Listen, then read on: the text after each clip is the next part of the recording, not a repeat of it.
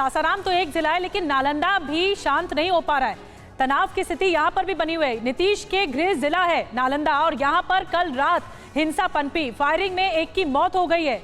संवाददाता प्रत्युष खरे हमारे साथ लाइव जुड़ रहे हैं, उनसे जानकारी लेते हैं। लेकिन ये देखिए सीरियल हिंसा, 4 तस्वीरें देखिए जो कि नालंदा को दहलाने के लिए काफी हैं। 2 जगह गोलीबारी हुई है, हमले में 3 लोग घायल हुए हैं। मौके पर भारी पुलिस फोर्स है और दहशत में लोग हैं। लेकिन आखिर ये साजिश किसकी है? प्रत्युष, सवाल तो यही है, पहले हिंसा होती है और फिर अचानक से गोलीबारी शुरू हो जाती है। ऐसा लग रहा था कि जानबूझकर ये जो उपद्रवी हैं, दंगाई हैं, इस ताक पे थे मौके की कि पहले हिंसा हो और उसी की आड़ में फिर फायरिंग भी कर दी जाए।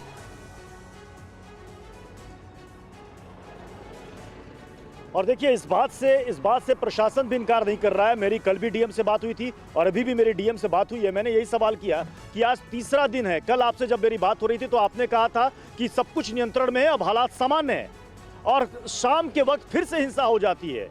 और ये जिला है, गृह जिला है मुख्यमंत्री नीतीश कुमार का, और जहां पर मैं खड़ा हूं नालंदा में, ये भगवान बुद्ध की और महावीर की ये धरती है। और यहां पर इस तरीके से लगातार हिंसा।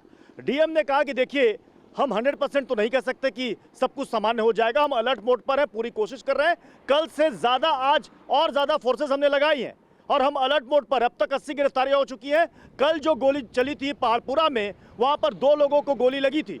हालांकि कल इस तरह की खबरें आ रही थी कि उसमें कल ही रात एक शख्स की मौत हो गई थी, लेकिन पुलिस की तरफ से पुष्टि नहीं हुई थी। पुलिस की तरफ से आज पुष्टि हुई है कि उसमें हाँ एक शख्स गुलशन कुमार की मौत हो गई है, बाकी एक इंजर्ड है। बाकी उनका कहना है कि कई लोगों को उठाया गया है, मतलब पूछताछ के लिए उठाया गया। मैं पहाड़पुरा गया था, वो रिपोर्ट भी थोड़ी देर में TV9 भारतवर्ष पर चलेगी, जहां पर महिलाएं निकल करके चीख रही थी, रो रही थी कि पुलिस की टीम आती है 1 बजे रात को और अचानक से घर से पुरुष मेंबर को बोलती है सिर्फ पूछताछ के लिए नीचे आइए। जब वो आते हैं पकड़ कर उनको ले जाती हैं। उनको पता नहीं कि वो कहाँ कह रहे हैं बिहार थाना में लेके गए। ये सवाल भी मैंने डीएम से पूछा कि वहां की महिलाएं आरोप लगा रही हैं कि पुलिस ने सिर्फ नंबर बढ़ाने के लिए कि इतनी गिरफ्तारियां हुई हैं, बेकसूरों को उठाया है। उन्होंने कहा कि जो भी निर्दोष होंगे, जो भी बेकसूर होंगे, उनको छोड़ दिया जाएगा। लेकिन और एक सवाल ये भी मैंने पूछा कि आपको क्या लग रहा है कि लगातार तीसरा दिन लोग कह रहे हैं रामनवमी में कभी नालंदा में ऐसा नहीं हुआ, इस बार ऐसा हो रहा है। हमने कहा साजिश है, तो किसने की साजिश ये तो बताइए।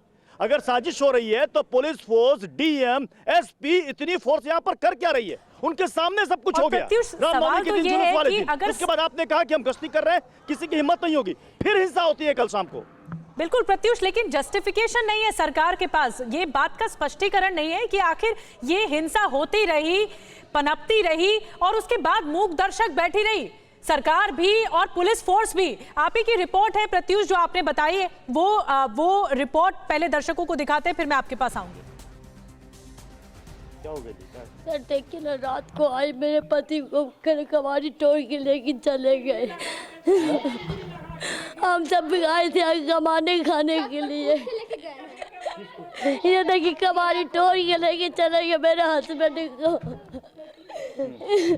कौन तोड़ के ले गया? पुलिस वाले, पुलिस सब लेके चले गए मेरे पति। सीढ़ी लगा के कबाड़ी तोड़ के अब मेरे छत पे कूद गए। मेरा नाम सीमा कुमारी, मेरे पति को लेके चले गए। देखिए कबाड़ी तोड़ के, मेरा घर से लेके चल गया दोनों बेटा को। गाड़ी दे के कबाड़ी खुलवाया है सर। हम लोग अंदर बंद थे, जितना गाली दिया, ऊपर छड़ तोड़ा, घर तोड़ा, ऊपर से फूल पत्ती गिरा दिया। मतलब आप कह रहे हैं कि पुलिस आकर के यहाँ से पकड़? हाँ पुलिस लेडीज पुलिस जबरदस्ती पकड़ के हाथ पकड़ के खींच के लेके गया। लेडीज पुलिस वाला, हम लोग कुछ नहीं किए हैं। रात को 1 बजे जैसे आया, रात को 1 बजे मैंने इधर कबाड़ी ढक हम सब फायरिंग हुआ, हम सब भीतर में, हम सब। कितने बजे फायरिंग हुई है रात को? फायरिंग सर 7 बजे हुआ। 7 बजे फायरिंग हुए सर। हम सब रूम में बैठ के कैद हो गए सर। 1 बजे आए, कम 2:30 बाजार रहे थे, बाजार की इनका कबाड़ी तोड़ के मेरे छत पे से चढ़ के मेरे पति को बोले कि इधर आइए। आपसे सिर्फ पूछताछ करके छोड़ दिया जाएगा। तो हम सोचे दे दीजिए, पुलिस है दे देते हैं। अब पूछताछ के लेके चले गए बिहार थाना में, बताइए। रात को 1 बजे पति आपके घर पे? हाँ सर, घर पे पति का रोहित राज नाम है, उनका नाम ऐसे गणेश नाम है उनका। बताइए सर ऐसा कितना जुल्म कर रहे। मेरा बेटा का नाम था एगो के बुद्धन प्रसाद है, एगो के रंजन कुमार, और कोई कुछ नहीं चले गए। मना करते रहे कि सर मेरे हस्बैंड नहीं थे। यहाँ पर पत्थरबाजी कैसे हुई? एकदम नहीं देखे, एकदम नहीं देखे। कितने लोगों को ले गई यहाँ से पुलिस? नहीं, कितने लोगों को ले गई यहाँ? मोहल्ला से 5 को लेके, इस मोहल्ला से 5 को लेके और उधर से 5 को, मैंने टोटल मिला के 15 को लेके गए हैं। इधर कौन नहीं जानते कौन कौन, लेकिन ये पहरपुरा मोहल्ला, पहरपुरा मोहल्ला। आपके मोहल्ले से 5 लोग? हाँ 5 को लेके गए। रात को 1 बजे सबको कबाड़ी पीट के एकदम छियानी से मार के।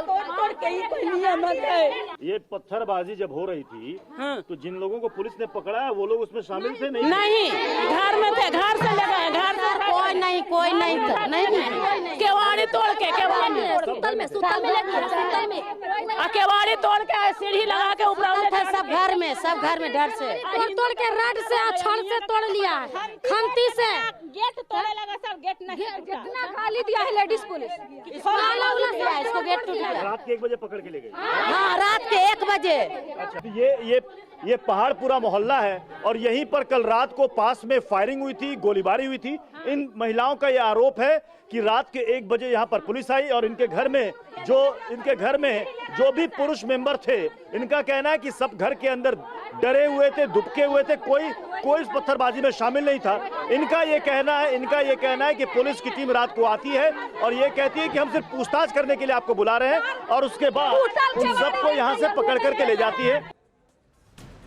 तो रिपोर्ट आपने देखी नालंदा से। ये वही गृह जनपद है नीतीश कुमार का, सीएम का, और इस बात को लेकर लगातार प्रशासन फेल रहा है कि कोई भी सुरक्षा व्यवस्था नहीं थी। इन तमाम महिलाओं को आपने सुना, प्रत्युष खरे की रिपोर्ट आपने देखी।